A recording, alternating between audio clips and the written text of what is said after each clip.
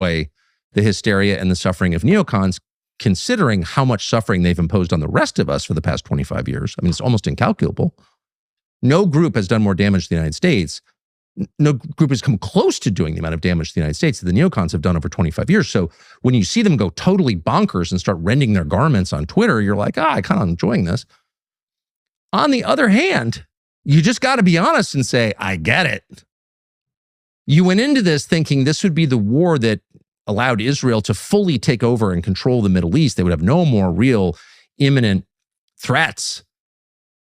And yet, in one of those ironies that define life, the war ended up radically diminishing Israel, radically strengthening Iran, which you consider the existential threat to Israel, which is absurd, but they think that. They've talked themselves into believing that, some of them.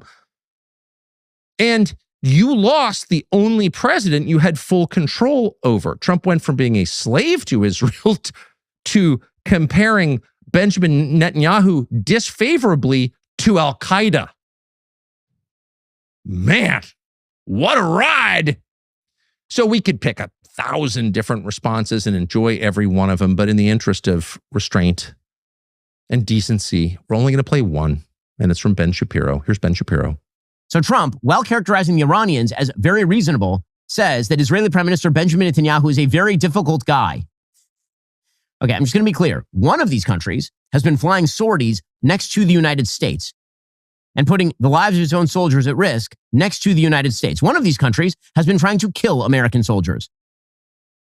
So probably we should, be a little bit more measured in our critiques of our allies. The one thing I will say with regard to the president and the vice president and the signals they are sending, if you keep sending the signal to a terror-backing regime that chants death to America, that you want to deal with them so badly that you're going to tell our allies in the region to stand down, you are giving them an enormous amount of forward momentum. And that is a huge mistake that should not be done.